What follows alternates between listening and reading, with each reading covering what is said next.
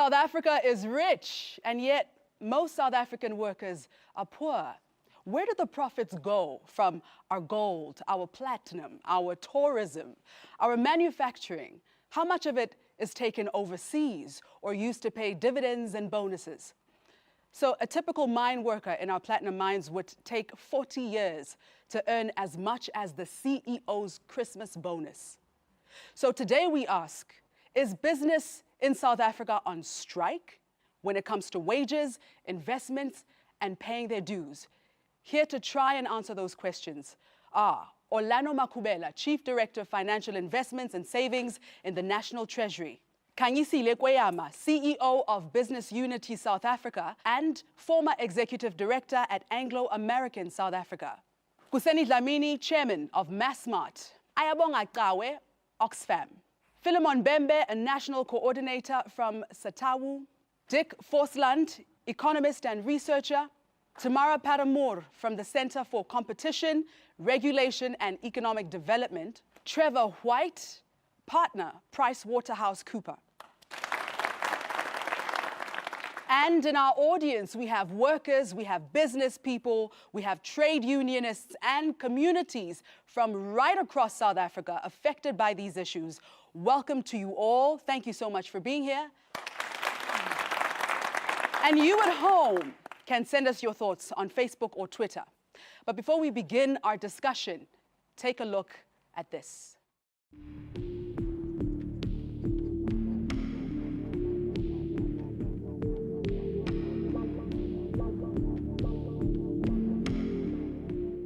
South Africa's economy was built on mining, but at what cost to human life? Vuyani Dwadube started mining at 23. He contracted TB and silicosis working underground. From 79 to 95. 95 in the end of mana retrench. Akandiyazi ngoba benibangaya kwezinanti kazala kwababe mine omsikazi kuthiwa iTB yama ibhatala. According to workers, mining houses have known for years how to reduce the risks of silicosis. They failed to follow health and safety procedures that could have prevented more cases, in fact, denying that they were even responsible.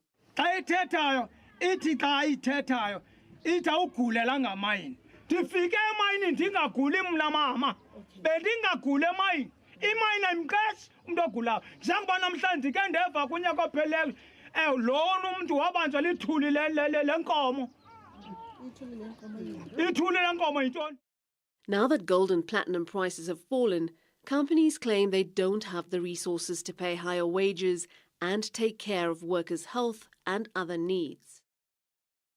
It's been a tactic of many businesses, and especially large businesses in South Africa, to evade some of the labor legislation that has come out of our past. We've seen over the last couple of years, and this has been the story of the current economic order, is that leaving money in the hands of big businesses doesn't mean that's going to improve the economy. What they do is they keep it in the reserves or they ship it off to financial sectors. In 1999, Anglo American, then the world's largest gold mining operation, got permission from the South African government to transfer its primary listing to London, taking billions of rands with them. The company argued this would be good for South Africa. They would raise more capital and would bring money back into the country. But this doesn't seem to have happened. In retrospect, at least one Anglo boss acknowledges Anglo's decision in 1998 to re-domicile to London was a mistake for the company and a mistake for the country, and I deeply regret it. This is the tip of the iceberg of money fleeing the country, sometimes legally, sometimes not. There should be a focus on increasing the capacity and integrity of tax and customs agencies and on strengthening tax legislation to better address the abuse of tax systems between countries that takes place through transfer mispricing and other practices. Money moved offshore into foreign stock exchanges or tax havens is money that's not paying workers better wages or reaching communities. Many of our companies do reinvest in communities, mainly through corporate social responsibility. From 2012 to 2014, Anglo American spent 100 million on education projects in Limpopo and the Northwest. 3.2 billion over 5 years in healthcare, housing and sanitation. But are these programs sustainable and enough? Vuyani and Zwelinkosi are taking their former employer to court for failing to take care of their health or pay compensation. They are part of a large class action lawsuit involving more than 300,000 workers and 6 mining companies. Government, vuka emaqandeni sukusikhathalela xa ufuna ivoti kuthi. Awukujonge kakuhle ezi mine zitya amagazi wabantu zisenza ingcukuthi. Sikwazi ukubhatalwa, sikwazi ukukhulisa abantwana bethu.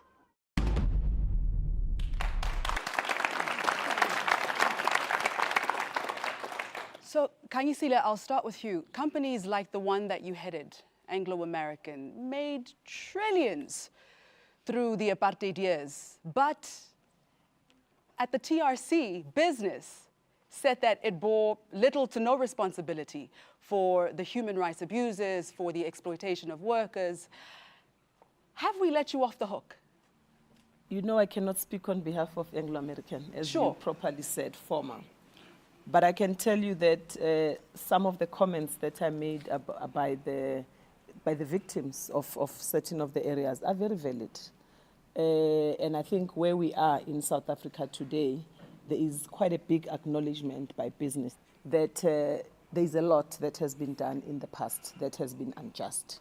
We lived in a society that absolutely had no recognition for workers and basically supported a system that said you can thrive and workers don't have to thrive. We have moved on in terms of policies, in terms of legislation. Whether we have been able to address that adequately, no one would ever say it's enough. Sure. Part of the problem is that a lot of money has left the country. I mean, for instance, in 1998, Anglo American took billions to London when it moved its headquarters. So how do we get that money back? Well, I don't know about how you get that money back because when it's gone, it's gone. And you had the former CEO of Anglo Gold saying, Ashanti, saying it was a mistake on the part of the company.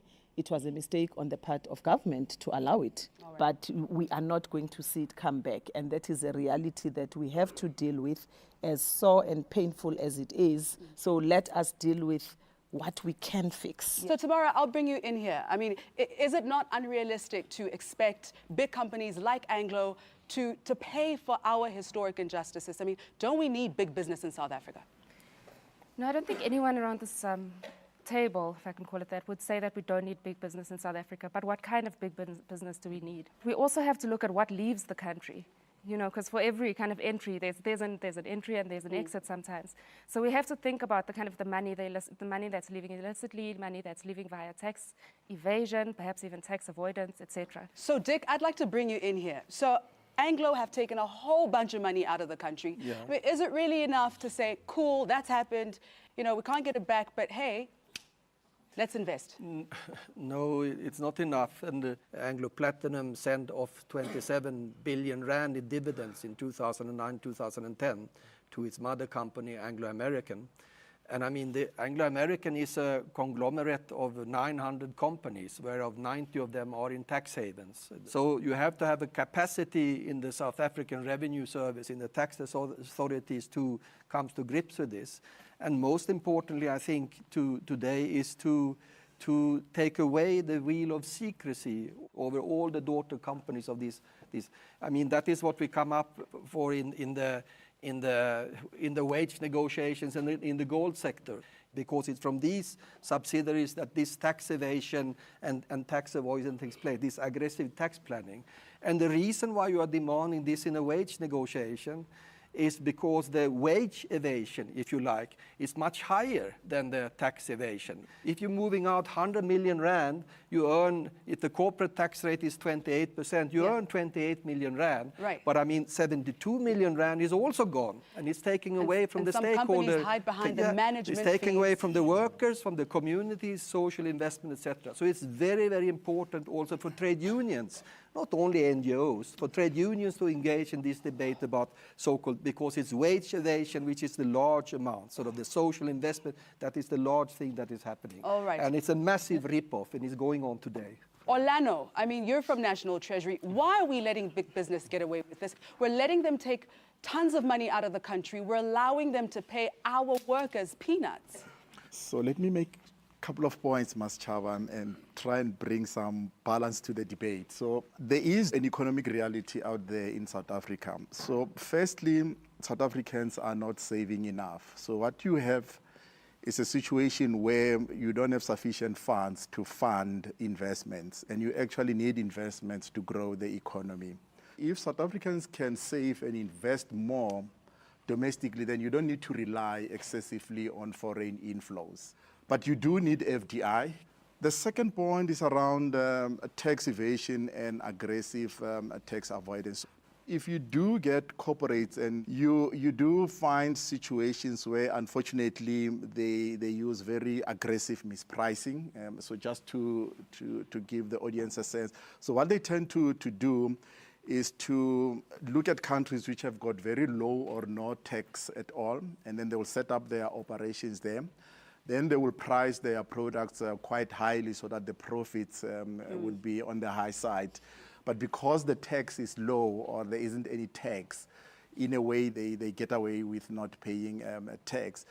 So part of the solution is to try and see how you can get companies to be transparent and disclose what exactly they're doing in various countries. Right. And have sufficient laws to be able to discourage some of the behavior. Okay, so the government says that companies need to pay their shareholders overseas. I mean, is there anybody from a community or from a trade union who'd like to comment about this at this point? Yes, sir, right at the back. You cannot say South Africans are not saving enough when they get nothing. What are you going to save when you get nothing at all? In business, we look at mining Lekgotla, mining Indaba, it's business and government. Communities are not part and parcel of those decision-making. That's why we cannot have an economy that looks after or make sure that is our communities benefit. In the mining area, there is poverty, there is diseases, there is unemployment, which leads to death. And those people... If I may just jump in there, but they want people to get richer by getting investment from outside. What do you say about that? No, what you're talking about capital flight. The capital flight is when they say they've got loans to start a mine. And what they do is they open an account in Switzerland. And even if you've already paid up those loans, they say to the government, you're still paying. And that money, it will keep on going outside. The government is failing, the business is failing to respect the Bill of Rights. Thank you so much. If I may just jump in there. Thank you very much for that. Kuseni, I'd like you to respond to what Mishak has said. I mean, what about the fact that we can't track the amount of money that's leaving South Africa? Mrs. Chaba, I think that's a very important point. There is good work being done by the South African government, by the AU, to trace monies that are leaving South Africa. This is a global issue. I think Mishak is raising a very important point. We need to tighten regulations. We need to make sure that we can follow the money, and if it's been taken illegally, it must be brought back. The other point that I want to raise is that we shouldn't just focus on foreign investment. We should also focus on giving incentives for local investors to expand their operations. That's the most sustainable way in which we can create jobs, grow the economy, include our communities. We need to build formidable South African companies. The mentality that we'll get some companies from London or from elsewhere in the world to come and solve our problems is not sustainable. All right, thank you Mr. very Chaba, much, if Mishak. I may Thank comment about the community that, I think it's Mishak, the gentleman, but it's not 100% to say that communities are always excluded. I mean, NEDLAC is a perfect example of not only business, government, labor sitting around that forum, but also communities as an equal voice in all the deliberations that, that go there. Patrick Craven, where's Patrick? NUMSA's view is that there aren't just one or two things wrong with the way business is run, but that it's fundamentally, inherently problematical because it's ruled by greed and exploitation. That all these billions and trillions we talk about being sent around the world, whether legally or illegally, which is not a fundamental difference in my view, were stolen from the workers who created that wealth. Thank you.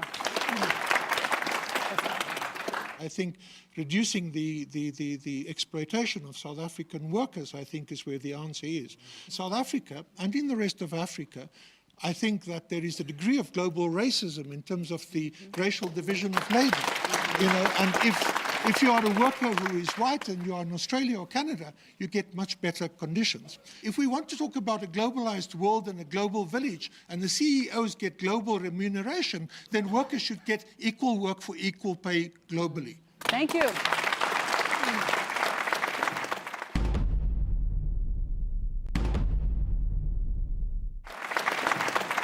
We have a woman from Sakau. Patricia, please stand up for us. The problem does not lie with these big issues of capital flight, foreign direct investment, etc. and so on. Even if there's foreign direct investment, companies like Walmart go around the world and they look for where they can invest in order to maximize their profits. The main problem that we have in the sector, and might I add, it's mainly women that are being employed.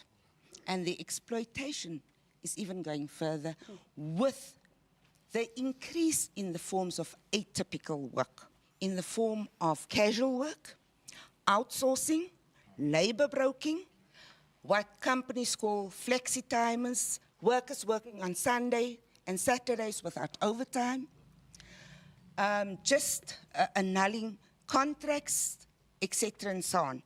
The chairperson of Massmart knows about the atypical forms of work. At the moment, we're also having a dispute with Massmart around the changes in the working conditions of workers, from workers being reduced from permanent workers to flexible workers.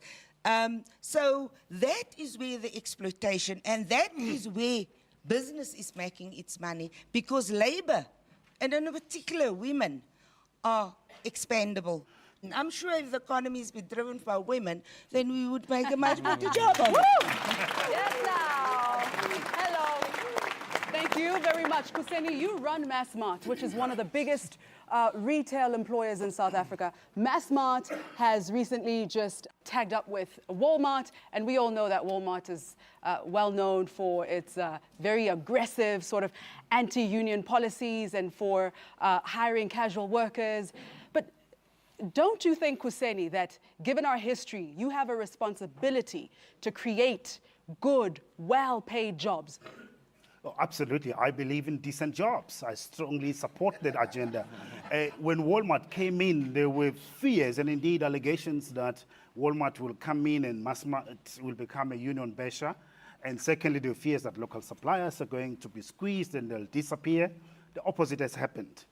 We at Massmart have a very good relationship with our colleagues at Sakau. There are issues that come up from time to time, but we have a framework. We have processes that are formal and that regulate the relationship. So you don't engage labor broker workers then in Walmart? I will touch on that point. Well, actually, let's touch on that point now, if we may, because now we're talking about the people now. Okay, do you engage the unions? We engage the unions when it comes to the issue of casualizations, which is a very important matter. Within Massmart, we are currently busy with a process of moving casuals to being permanent, because we are committed to making sure that we look after all our employees. That comes as the top priority for us. Is there anybody here who would like to comment? Yes, ma'am, right at the back. I'm very happy that we started by looking at what Ms. Chaba showed us. part of what we saw there is the victims and survivors. The same companies, multinational companies, have run away with trillions and billions away from South Africa. To us, it's a pain because we look at how they managed to do those billions and trillions is because they put forward profit before the lives of the people and also before the economic of this South Africa. If in the panel, I hear some people saying that let's let bygones. Those who have, if we cannot follow the issue of asking those companies to plow back because they have get more profits to plow back is what we need to be here to say. They must plow back, reparation, and do redress in order this country can be better. Thank you very much. Thank you for that. Well, definitely, I see all of your hands up. We'll give you an opportunity to respond. But Khanyisile, I mean, do you share the sentiment of this sense of immorality in business? I saw you shaking your head. What were you disagreeing with? I was shaking my head at the statement that Umama made that says, we said, let bygones be bygones. Saying let bygones be bygones, it's almost like you whiffing your hand away at the problem. And that assumes that I don't come from a community. I was born in Atteridgeville. I live with the people there. I was raised by parents who had to go and work hard to ensure that I get an education and get to a level where I am able to sit in a corporate with others. So I'm the last person that would say, let bygones be bygones. We need to have an honest conversation about who puts money in to ensure that we go in and dig out, whether it's the minerals, we put up the production facilities, we put up the factories so that people can have a job. And they have an expectation. That's why it's called investment. Just like when you invest in a unit trust, you expect that at some stage you will get money back from the investment that you have made. So we're talking about it on a large scale now. So we need to balance the needs of that investor who has put in money in the first place so that it can become productive and become wages. So the government of the ANC in 1994 inherited debt, inherited all sorts of other dynamics that were part of that economy. That has to be the conversation that we have, that how does the structure of the economy change? And I say this because I'm also on the National Planning Commission, and we need to achieve certain levels of growth by 2030 so that we can ensure that this country is catering to its people. And yet the gap between you and Umama over here is so huge. That's the problem that we're having right now.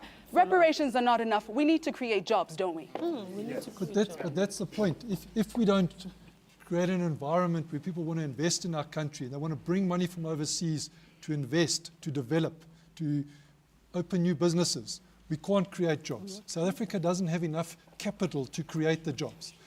And just to agree, those investors, if we don't give them a reasonable return on their money, are going to invest somewhere else.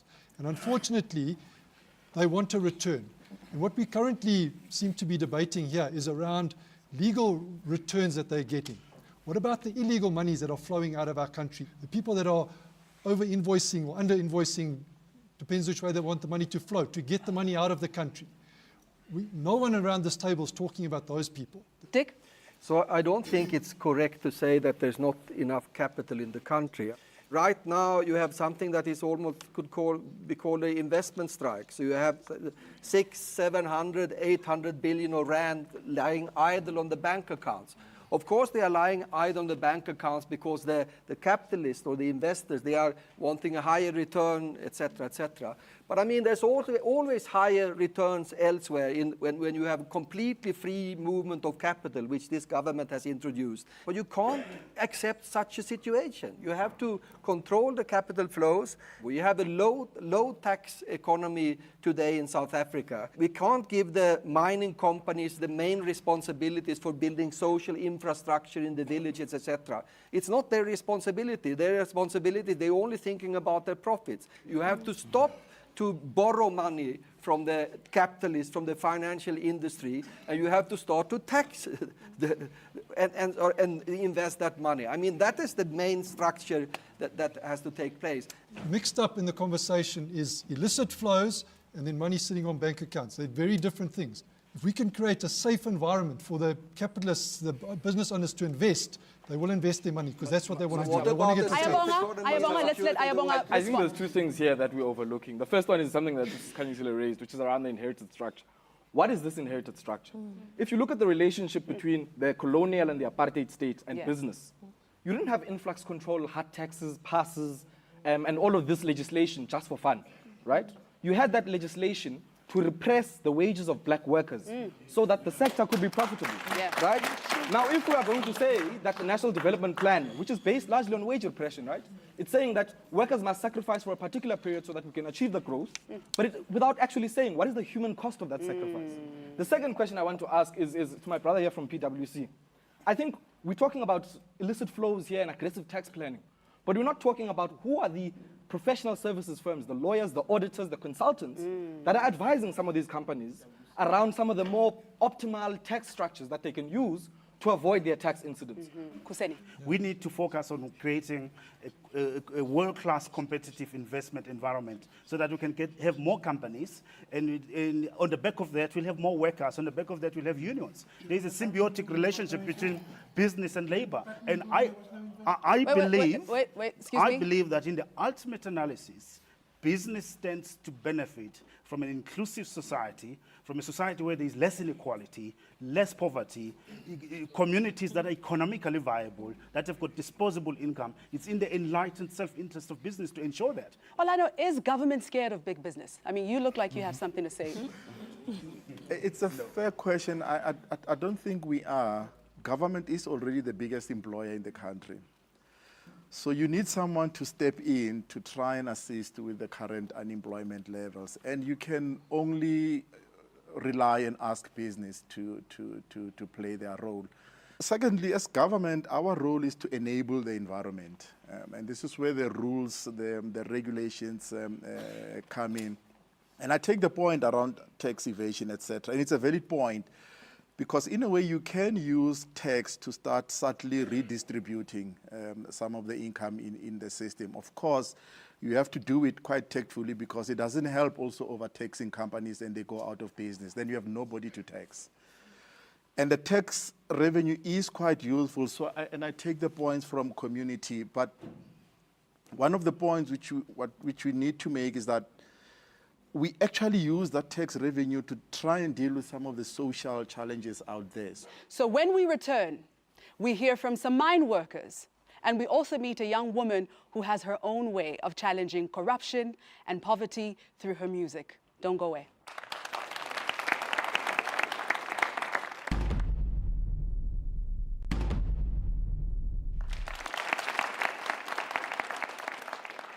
Welcome back to the big debate on business and its role in society. I'm Masechaba Ndlovu. Now, earlier we saw in our film some mine workers who are from Welkom who contracted silicosis from breathing in sand and dust from the mines, which has led to other diseases like TB. Thousands of workers are now taking 6 mining companies to court to fight for compensation for a life of sickness. So I would like to hear from communities who are represented here, particularly from the women who are here. I know that some of you are seated in the front. Am I correct? Is there anyone here who would like to comment on this matter? Who's from Welkom? You are, ma'am. You from Welkom. Umyeni wami victim ye-TB yasemine. I just want to say today to everyone who has got the power to stand up for us, for our children, for our generation, for us as women. I've been victimized because my husband has got the TB. The mine workers are the worst of South Africa. They are the worst. You're taking the companies to court? Yes, we are taking the companies of the mine to court. Yes. How long has it been, the court case? For 8 years. We've been trying to find someone, something that can come in front of us and say, this is what is. for your husband who's just the dead body walking. My husband is a dead body walking. Some other women are widows. So we are taking them to court. Go ahead. I think the answer is simple. Employers are capitalist in mind, and they establish their company purely to maximize their profit. And I think that is why it is very important that workers, when they are still working, participate through the trade unions. You start a struggle from grassroots, from where your community it is, because we all need each other in terms of building the economy of South Africa. And so it is important that every stakeholder becomes an activist in terms of achieving what we want to see at the end of the day. Yes, sir. Please stand up for us. Capitalism has got a way of maximizing profit and exploiting the environment in such a way that our people are exposed and they stand back as if nothing is happening. The issue of income inequality, it's a point in question. This country needs to stand up. We need to have laws that caps the income of these big bosses. What they are earning is immoral compared to what they are giving to the workers that are dying like flies in the mines and on the roads from the mines to where they should go and see their kids and their families. Kuseni, with everything that's been said around the room, I mean, do you feel that people like you earn too much?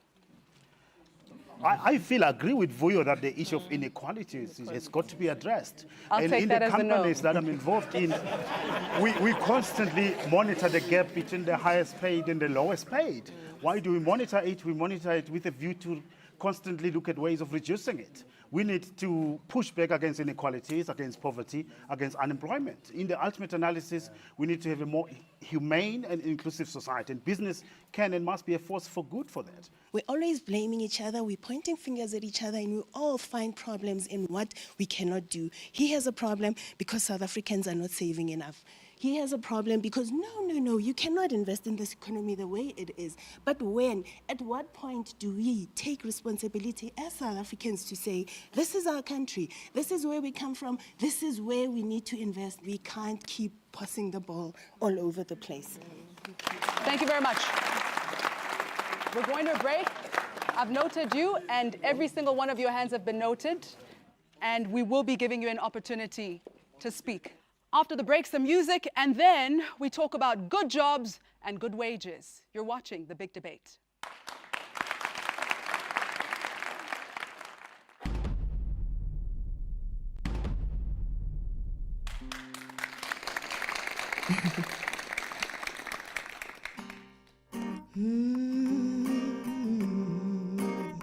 20 years later on, but capitalist and strong, with the rich extracting value, still they see nothing wrong, as if the earth was not a god enough for man to just believe in. Motherfrackers in the Karoo, fracking heathens, from Oppenheimers to diamonds, Americanas and violence, the uneducated silent city streets, they filled with violence. It's easy to assume they want peace.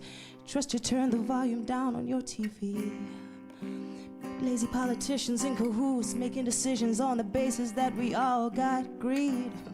We can take a jet plane, we can score an arms deal, but when will we give the people what they need?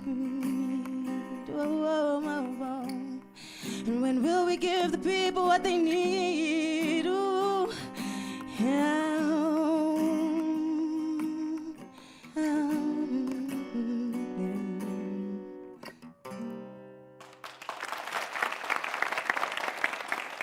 Welcome back to The Big Debate on business and human rights. Let's talk about a new trend among young people to shame companies who behave immorally. There was the campaign against Nike for using child labor, and then there's the public shaming of tax dodgers. Starbucks is one of the most famous cases. In 2013, they earned billions of rands in the UK, but they didn't pay a single cent. And I want to welcome Nancy G, who just sang to us about corruption and poverty, to talk more about this. Your song is called Corruption. That was fantastic, by the way. Thank you. Yeah, and so you were born in Swaziland and grew up in the UK. How did you get involved with these issues? I think like growing up in the UK, you saw a lot of what they called economic crises. And so it seems like capitalism is extracting value from human resource as a source of capital. And then you also see capitalism as like there's a deep history behind it in the European world, where land played a big role. So being here in South Africa, I just see what's coming, and I don't want it to go that way, basically, as a young person. Come on, guys. Come on. It's becoming a problem. Come on, that's what I say.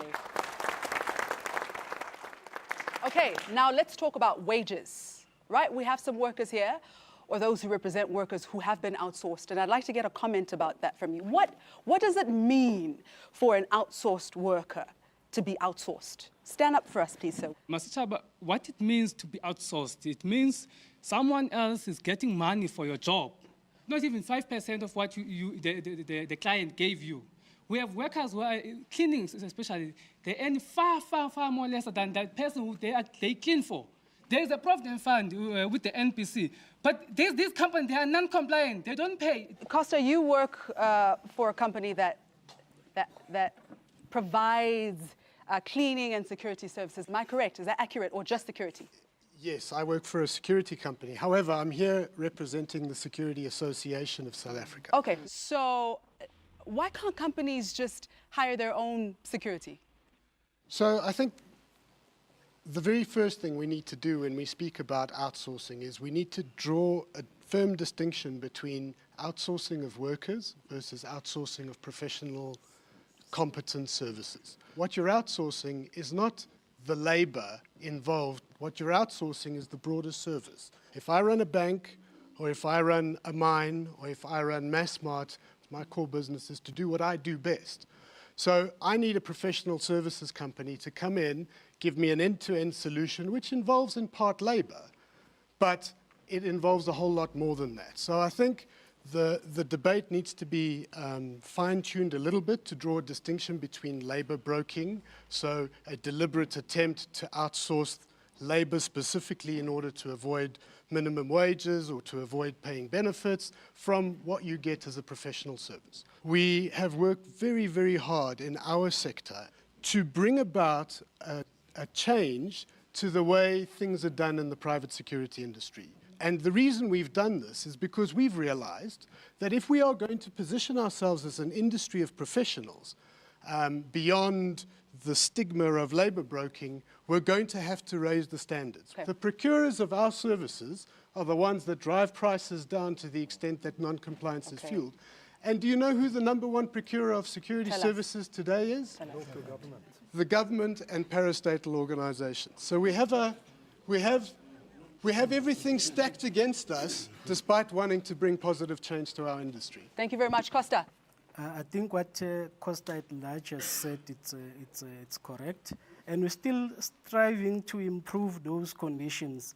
It doesn't take away the fact that majority of our members, both in the cleaning and in the security, do the good work, and yet they earn peanuts.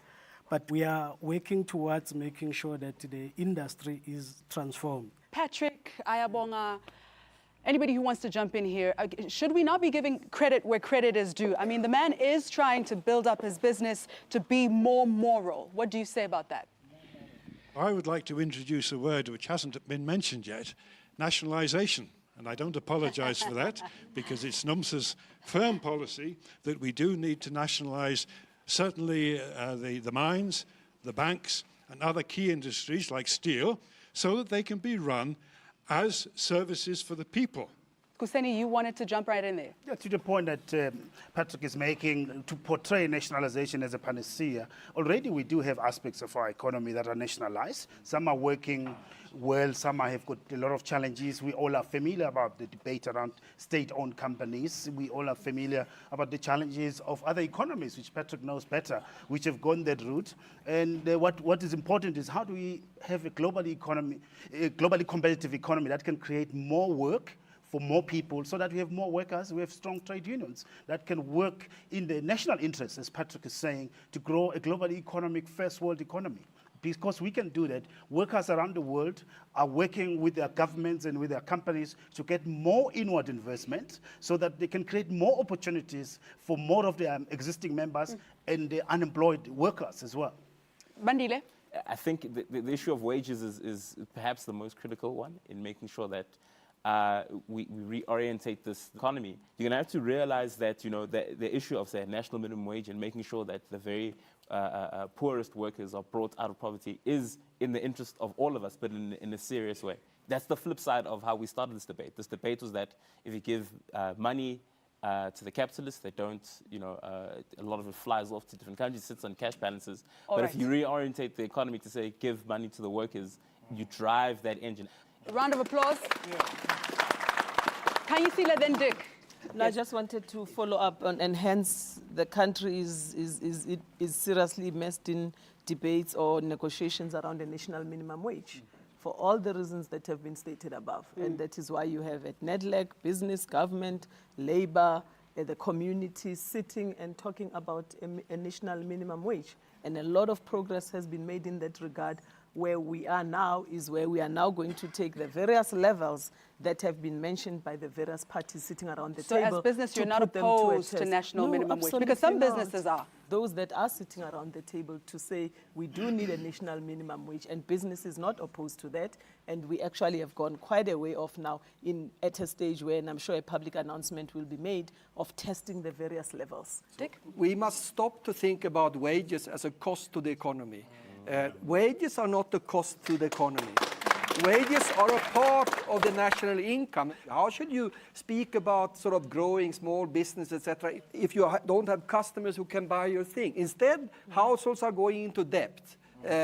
And that is the way that capitalism solved this sort of depressed wage situation. No, you can't have it as wages, but you can have it as a loan instead. You can have it as a credit card, and then you have an extra cost for etc., etc. So wages are not the cost to the economy. The national thrust of workers and the labor movement and unions and so on to better the situation for the majority is not a threat to the economy. It's a part of the solution. And that is, I think, that is a main message that must be pushed out by progressives in this country. Beautiful. Thank you. When we return, a last word from our audience here in the studio. You're watching The Big Debate.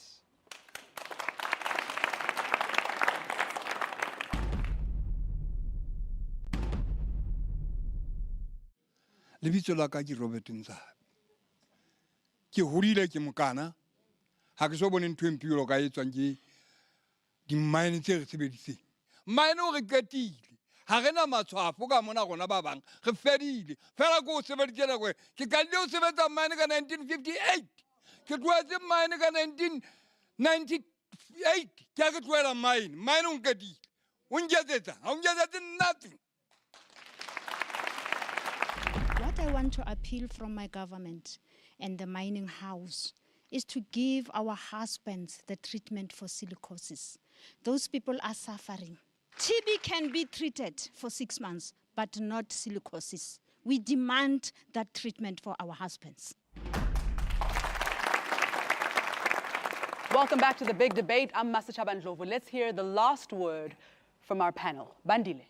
It's very easy to speak of markets and economies as these abstract numbers, and you see the ticker tape on your screen. But we need to return the human side of this. And I think the interventions that need to happen in this economy is one where we take collective action that disrupts the momentum of this economy and actually makes a proper change, like interventions like the national minimum wage, and making sure that policy is geared towards developing the country.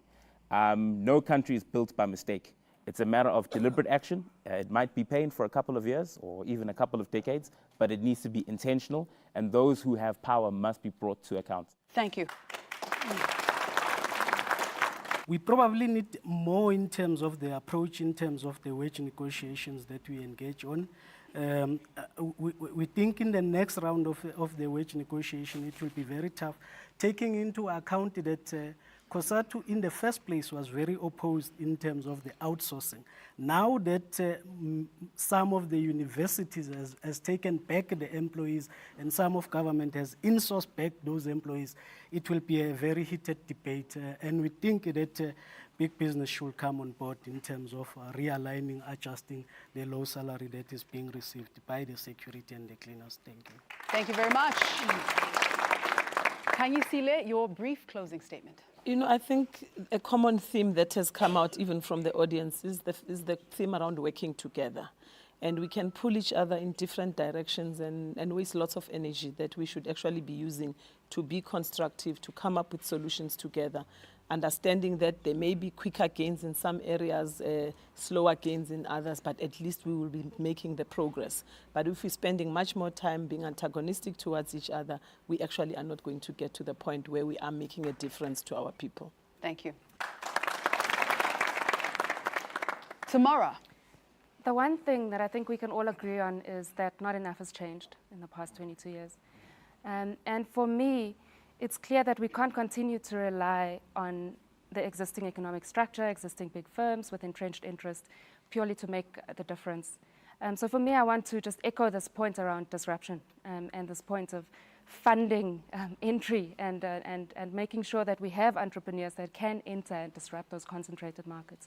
And that also is a call to government. I mean, it is about concerted and considered industrial policy and kind of competition policy intervention. Thank you. Orlando. I think you need a government, a society, and a business with conscience. So you need individuals who know what is wrong and right and who will always do what is right. Thank you. Thank you. I think one of the things that have come strongly out of this debate is that we've dispelled this notion that business is the goose that lays the egg and that there is scope for wage-led driven development. But I think one thing that has been missing from the conversation is the role that women play in preparing people for the labor market, but also the role that they play once Otatabe to come back with silicosis in the care work. And I think low umsebenzi is the work that is not compensated that we need to consider. Thank you. Hussein. I think we need policy that is about empowering people to get the right skills, to get the right jobs, and also to get the right entrepreneurial opportunities. And I also think that we need policy to create an enabling environment for local businesses as well as foreign businesses to thrive in South Africa. And we need government and business and labor and other players in society to join forces to make South Africa an inclusive society and a world-class society. Thank you. Dick. I think that when it comes to the silicosis, if you speak to the lawyers in the silicosis case now, they will tell you that between 20 and 30 workers out of every 100 workers active in the mines today, in the gold mines, have attracted silicosis to some degrees. That really highlights the moral issue. It also highlights the problem that the NUMSA Commerce is raising about the nationalization of the mines. I almost think that the gold mining sector, the gold mining companies, they have given up the goal of performing a legal business. They don't think it's compliant with the maximum profit maximizing enterprise. And it really sort of highlights the issue between capitalism and moral sort of. The silica problem is still there in the economy in the gold mines, and it's reproduced every day. Thank you. Not the historical. Trevor. I think there can be no debate that we've all agreed that we come from an unequal past. Things are still not equal. But if we don't work together, it's never going to come right. And to sit out here and just bash big business, it's not going to work. We've got to find a way to work together to make it work. Thank you. Around the world, business is starting to wake up to the fact that it needs to respect human rights, pay tax, and treat workers well. In other words, business can't make profits at the expense of people. Are South African companies lagging behind? If so, what can we do to stop the looting and hold our CEOs to account? You decide. And thank you for watching The Big Debate.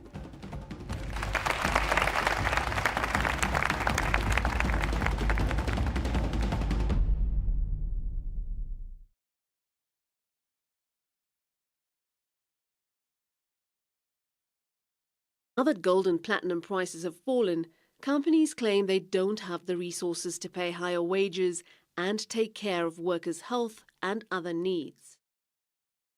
It's been a tactic of many businesses, and especially large businesses in South Africa, to evade some of the labor legislation that has come out of our past. We've seen over the last couple of years, and this has been the story of the the current economic order is that leaving money in the hands of big businesses doesn't mean that's going to improve the economy.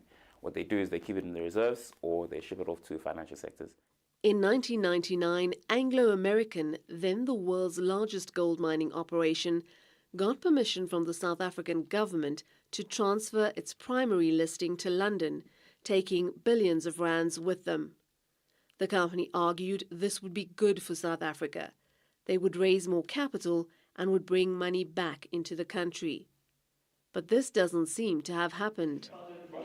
In retrospect, at least one Anglo boss acknowledges Anglo's decision in but at what cost to human life?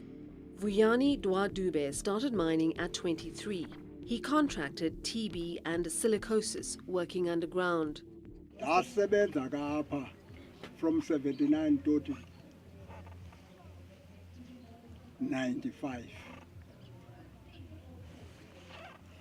Ngo-95 ndiye ndafumana iritrench. Akhandiyazi ngoba bendibangaya kwezinantikazala kwaba bemayini omzilikazi kuthiwa i-TB yam ayibhatali. According to workers, mining houses have known for years how to reduce the risks of silicosis. They failed to follow health and safety procedures that could have prevented more cases, in fact, denying that they were even responsible. Ithi awugulela ngamayini. Ndifike emayini ndingaguli mna mama. Bendingaguli emayini. Imayini ayimqeshi umuntu ogulayo. Njengoba namhlanje ke ndeva kunyaka opheleyo. Lona umuntu wabanjwa lithuli lenkomo. Ithuli lenkomo yintoni? Now,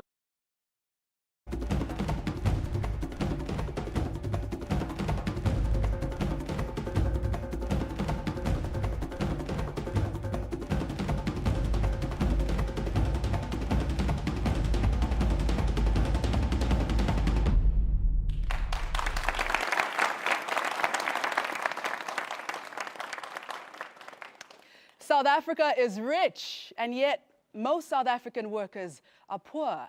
Where do the profits go from our gold, our platinum, our tourism, our manufacturing? How much of it is taken overseas or used to pay dividends and bonuses? So a typical mine worker in our platinum mines would take 40 years to earn as much as the CEO's Christmas bonus. So today we ask, is business in South Africa on strike when it comes to wages, investments, and paying their dues? Here to try and answer those questions are Orlando Makubela, Chief Director of Financial Investments and Savings in the National Treasury. Kanyisile Kweyama, CEO. 98 to re-domicile to London was a mistake for the company and a mistake for the country, and I deeply regret it. This is the tip of the iceberg of money fleeing the country, sometimes legally, sometimes not. There should be a focus on increasing the capacity and integrity of tax and customs agencies and on strengthening tax legislation to better address the abuse of tax systems between countries that takes place through transfer mispricing and other practices. Money moved offshore into foreign stock exchanges or tax havens is money that's not paying workers better wages or reaching communities. Many of our companies do reinvest in communities, mainly through corporate social responsibility. From 2012 to 2014, Anglo Americans spent 100 million on education projects in Limpopo and the Northwest. 3.2 billion over 5 years in healthcare, housing and sanitation. But are these programs sustainable and enough? Vuyani and Zwelinkosi are taking their former employer to court for failing to take care of their health. CEO of Business Unity South Africa and former executive director at Anglo American South Africa. Kuseni Dlamini, chairman of Massmart. Ayabonga Kawe, Oxfam. Philemon Bembe, a national coordinator from Satawu. Dick Forsland, economist and researcher. Tamara Paramore from the Center for Competition, Regulation and Economic Development. Trevor White, partner, PricewaterhouseCoopers. And in our audience, we have workers, we have business people, we have trade unionists and communities from right across South Africa affected by these issues. Welcome to you all. Thank you so much for being here. And you at home can send us your thoughts on Facebook or Twitter. But before we begin our discussion, take a look at this.